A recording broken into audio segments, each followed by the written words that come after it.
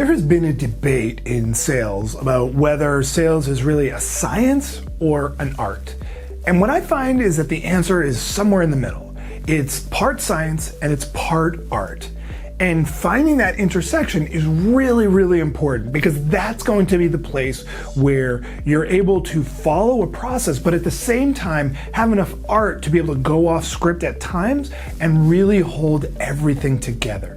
So in this video, I'm going to show you the art of selling in 11 words. Check it out.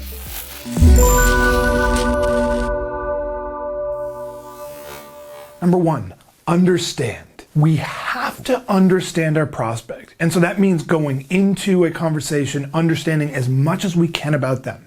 And then once we're in that conversation, digging deeply enough to make sure that we understand what's going on from their perspective. The more our focus is on understanding them, the better off we will be. It's all about understanding them rather than focusing on ourselves, talking about us, our company, our services, our products, all that, which is what most salespeople do. Instead, understand. Number two, personalize. Not all prospects are the same, and prospects are very weary of automation and bots and feeling like they are being sold to at scale. The power of personalization is that it shows that we've really focused on them. Our message is to them and we understand who they are and that they are a real person. And that's going to significantly increase the likelihood of them replying to an email or them being willing to hop on a call with us, whatever it is. So the more you personalize your outreach and your conversations and demonstrate that you know them, the person, the more likely you are to ultimately close sales. Number three, lead. It's so important to be a leader in selling situations. I find that so many salespeople are reactive, right? They get on the call with a prospect and then they allow the prospect to really lead the interaction. If you as a salesperson are doing a lot of talking in your selling situations, you're answering all the questions, and the prospect is just pegging you with questions, you have lost control. You are not leading your selling situations. Instead, you want to have a process that allows you to lead that interaction, and so that way you're the one asking the questions. You're the one who's leading the engagement, and you know exactly where you're going. Number four, insight. We must, as salespeople, demonstrate insight. We need to demonstrate that we know who the prospect is, we know what we're talking about, and we bring expertise to the conversation. That's the power of insight. Because if you don't demonstrate insight, your prospect is thinking, well, why the hell do I want to get on the phone with this person? Why do I want to hop on a Zoom with this person if they don't even know anything that would be of use to me?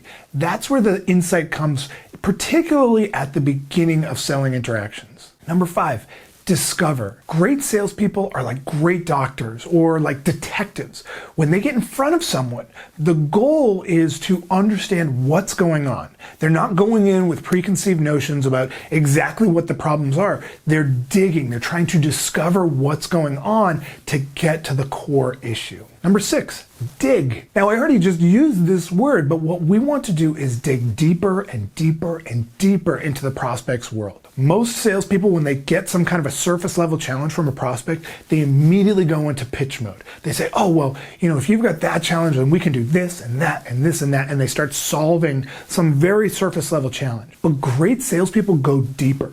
So the prospect tells you a challenge and you say something like, I really appreciate you saying that. Help me understand, why do you think that is? Or why is that? Or unpack that for me. The deeper you get to and the more likely you are to really demonstrate you know exactly what's going on in their world. Number seven, slow. This is so important.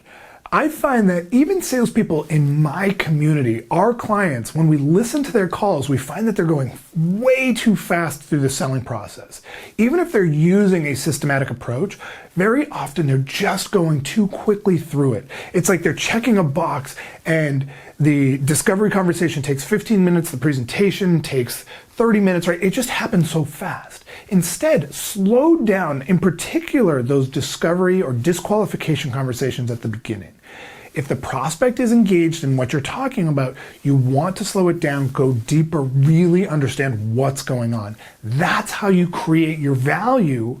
So that way, when you actually present or demonstrate what you can do, that part is already kind of in the bag. Slow down your selling situations. Number 8, engage. Keep your prospects engaged in the conversation. Even when it's in presentation mode, you want to keep your prospect engaged with the conversation, bringing them back in all the time. There's never time to do a monologue in sales. You're never talking at the prospect for extended periods of time. And if you are, you're in trouble. Even when it's presentation mode, you still want to bring them back in with what we call feedback loops. Something like, does that make sense? Or can you see what I'm saying there? Or do you see how that would work in your world? Right? We're pulling them back into the conversation. Number 9, peer. Great salespeople see their prospects as peers. They don't put their prospects on a pedestal and look up to them like they're some deity, but instead they see their prospects as peers. Not in a disrespectful way,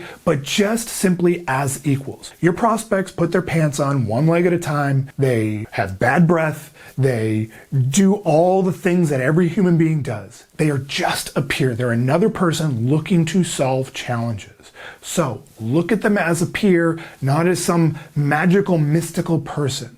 The more you can see your prospects as a peer, the more you're going to be able to be respected by your prospect. Number 10, next. Sales is about next steps. That's the key thing, is that you need to hold every step together with clear next steps. Knowing what your next steps are is really important. So you're talking to someone on a prospecting call, the next step is a discovery call. When you're on a discovery call and it goes well, the next step is some kind of a presentation. What are the next steps and how are you mapping them out and then holding the sale together by establishing next steps on the previous step? You're never in follow-up mode. You never follow up with prospects. Instead, you just schedule next steps throughout the process. Number 11, accountable. Be accountable to your process. Hold yourself accountable to doing the activities that you need to do. Hold yourself accountable to do the prospecting that has to be done. Hold yourself accountable to using your system. The more you are accountable, the more likely you are to become a true sales superstar. Top performing salespeople are no BS about their accountability. They do it, they hold themselves accountable, and they don't give themselves excuses. Be accountable. So there is the art of selling in 11 words. And if you enjoyed this video, then I have an awesome free training on the data-driven approach to closing more sales in today's marketplace. Just click right here to get registered instantly. Seriously, just click right here. This is an in-depth training that will help you close more sales at higher prices, all while generating more meetings. Also, if you got some value, please like this video below on YouTube and be sure to subscribe to my channel by clicking my face that should be right about here to get access to a new video just like this one each week.